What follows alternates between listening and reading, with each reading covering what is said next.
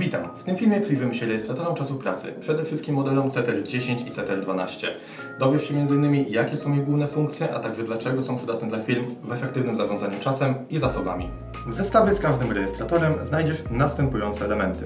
Urządzenie, krótką instrukcję obsługi, elementy montażowe, a także zasilacz lub wiązkę zasilającą. Każdy rejestrator dostępny w naszym sklepie można podłączyć do gniazdka sieciowego za pomocą dołączonego do zestawu zasilacza. Rejestratory CTRL-10 i CTRL-12 można również podłączyć do instalacji niskonapięciowej budynku, wykorzystywanej m.in. w systemach alarmowych czy domofonach. Po podłączeniu urządzenia do prądu wystarczy nacisnąć przycisk zasilający na urządzeniu, aby go uruchomić. Skoro mowa o systemach alarmowych, rejestratory CTRL-10 i CTRL-12 można również wykorzystać jako panel dostępowy z zamkiem elektromagnetycznym. Dzięki raportom generowanym na urządzeniu dowiemy się, kto i kiedy miał dostęp do budynku lub pomieszczenia.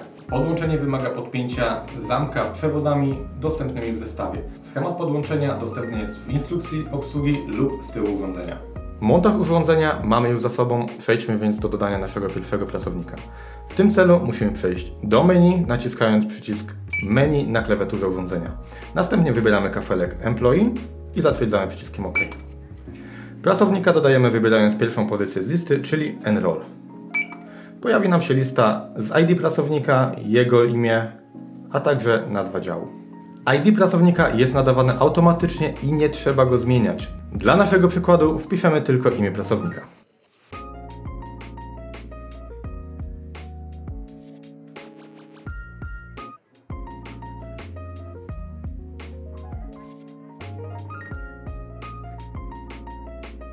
Po dodaniu pracownika możemy przypisać mu kartę, odcisk palca lub kod PIN do logowania się, gdy przyjdzie do pracy. Pamiętaj, że pracownik musi mieć dodany przynajmniej jeden sposób logowania.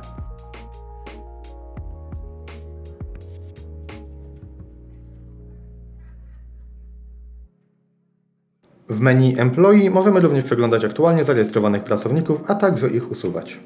Omówimy również pokrótce ustawienia obecności i zmian. W głównym menu urządzenia po przejściu do kafelka Attendance Rules wyświetli się nam lista ustawień. Tutaj mamy możliwość ustawienia nazwy firmy, godzin dla każdej zmiany, czy na przykład ustawienia ponownego odbicia karty, tak aby pracownik przez przypadek nie odbił się podwójnie. Pokażę jeszcze, jak wygląda logowanie się pracownika.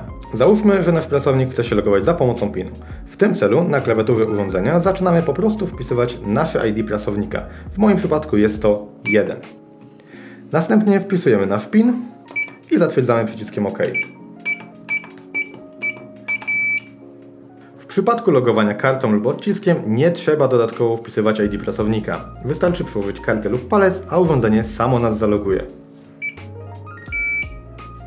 Skoro mamy już za sobą pierwsze logowanie, możemy również sprawdzić logi urządzenia. Aby to zrobić, wybieramy kafelek Log Query, gdzie możemy sprawdzić, kto i kiedy się logował. Możemy sprawdzić to po dacie lub po ID pracownika.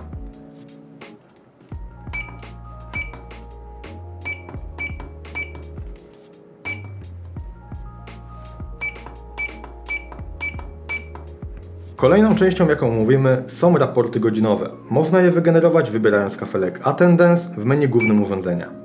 Do wyboru będziemy mieli dwa rodzaje raportów. Raport pełny i raport indywidualny. Dodatkowo do pobrania jest również plik konfiguracyjny, o którym więcej powiem w ostatniej części tego materiału. Aby pobrać raport, należy podłączyć do urządzenia nośnik USB, np. pendrive. Najlepiej, aby nie był on większy niż 16 GB, aczkolwiek wspierane są nośniki do 32 GB. Musi być on sformatowany w formacie FAT32. W części poświęconej na raporty pokażemy również, jak odpowiednio przygotować pendrive'a do pracy z naszymi rejestratorami. Następnie z listy wybieramy interesujący nas raport, np. raport pełny. Wyświetli się okienko wyboru dat. Ustawiamy interesujący nas zakres i potwierdzamy przyciskiem OK. Raport zapisze się do podłączonego nośnika w formacie XLS, czyli standardowego scorosheetu Excela. W ten sam sposób postępujemy w przypadku pobrania raportu indywidualnego, a także pliku konfiguracyjnego. Plik konfiguracyjny można pobrać na pendrive'a, wybierając opcję Download Employee Form. Analogicznie postępujemy w przypadku jego załadowania do urządzenia. Tym razem jednak wybieramy opcję Upload Employee Form.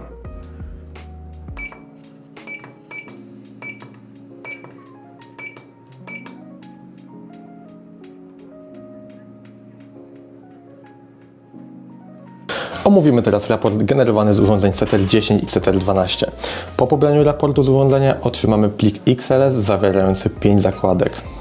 Attendance Summary, Attendance Logs, Abnormal, Attendance Report, a także Schedule Information Sheet. Pokrótce omówimy wszystkie zakładki i informacje prezentowane w raporcie. W zakładce Attendance Summary otrzymamy takie informacje jak ID użytkownika, a także jego nazwę lub imię, przypisany do niego dział, podsumowanie godzinowe, czyli standard godzinowy zgodnie z harmonogramem, a także aktualnie przepracowane godziny. Następnie mamy informacje na temat spóźnień pracownika, a także jego wcześniejszych przyjść do pracy, jak często się to zdarza i ile minut zostało zarejestrowanych. W podobny sposób są prezentowane nadgodziny. W kolejnej części znajdziemy informacje odnośnie harmonogramu pracy, na przykład nieobecności pracownika w danym okresie. W zakładce Attendance Log znajdziemy dokładne godziny odbić pracowników opisane jego numerem ID, nazwą pracownika, a także przypisanym do pracownika działem. Na bazie tej zakładki możliwe jest również zliczenie godzin pracy za pomocą makra, który dostępny jest na naszej stronie internetowej. Makro to przydatne jest w przypadku nienormowanego czasu pracy. Następna zakładka Abnormal prezentuje nam informacje na temat błędnych odbić pracownika lub ich braku. Z tego raportu dowiemy się m.in. czy pracownik zapomniał się odbić na początku lub na końcu pracy, a także uzyskamy informacje na temat jego spóźnienia lub wcześniejszego wyjścia z pracy. Zakładka Attendance Report to pełny i gotowy raport zawierający wszystkie informacje z poprzednich raportów. Każdy pracownik pogrupowany jest w osobnych tabelach z ich ID, nazwą, a także danymi na temat ustawień harmonogramu. Otrzymamy tutaj dokładny wykaz przepracowanych dni i godzin, a na czerwono zostaną oznaczone spóźnienia lub wcześniejsze wyjścia. Ostatnia zakładka jest powtórzeniem harmonogramu dostępnego w pliku Employee Form, czyli z pliku służącego do konfiguracji urządzenia, o którym powiem więcej już za chwilę. Plik konfiguracyjny pozwoli nam przede wszystkim ustawić harmonogram pracy naszych pracowników, a także ustawić np. alarm na początku lub końcu pracy, czy skonfigurować dozwolony czas na spóźnienie. W pierwszej zakładce pliku znajdziemy tabelę pracowników wraz z ich harmonogramem pracy. Od lewej znajdziemy ID pracownika, jego imię, dział, a także jego uprawnienia. 0 w tym przypadku odpowiada zwykłemu użytkownikowi, a 1 osobie z uprawnieniami administratora. W tej tabeli mamy możliwość również dodawania nowych pracowników. Pamiętaj jednak, że po dodaniu pracownika poprzez plik nadal musimy mu nadać PIN, kartę RFID lub odcisk palca już na samym urządzeniu. W tabeli dostępnej z prawej strony zakładki możemy ustawić harmonogram pracy. Liczby od 1 do 10 oznaczają zmianę pracownika. Liczba 25 – dzień wolny. 26 to wyjazd pracowniczy, a puste komórki lub komórki oznaczone cyfrą 0 – dni wolne lub święta. W drugiej zakładce raportu znajdziemy tabelę konfiguracyjną, zaczynając od samej góry. Nazwa firmy, tutaj mamy możliwość ustawienia nazwy naszej firmy, nie jest to jednak pole wymagane. Z lewej strony znajdziemy alarmy, a także ich długość. Możemy ustawić do 16 alarmów, na przykład na początku i końcu zmiany. Kolejną częścią tabeli są ustawienia zmian. Możemy ustawić do 10 różnych zmian z 2 przedziałami godzin. W dolnej części tabeli znajdziemy ustawienia spóźnień i wcześniejszych wyjść. To znaczy możemy ustawić do ilu minut pracownik może się spóźnić lub jak wcześniej może wyjść z pracy, tak aby rejestrator policzył godziny jako pełne i nie oznaczył na czerwono pracownika w raporcie. Repeated Verification to czas pomiędzy kolejnymi odbiciami pracownika. Zalecamy ustawienie tego na co najmniej 1 minutę, aby uniknąć omyłkowego podwójnego logowania. Ostatnim wierszem w tej części jest scheduling, czyli na jakiej zasadzie ma działać harmonogram pracy, czy opierać się ma na ustawieniach działów, czy ustawieniach pracowników z pierwszej zakładki pliku. Z prawej strony mamy dostęp do ustawień działów, a także ich harmonogramu. W kolumnie Department możemy ustawić nazwę działu. Następnie, wpisując cyfry od 1 do 10, przypisujemy zmiany do konkretnych działów w wybranym przez nas dniach. Jeśli wpiszemy 0 lub pozostawimy komórkę pustą, rejestrator oznaczy dzień jako wolny.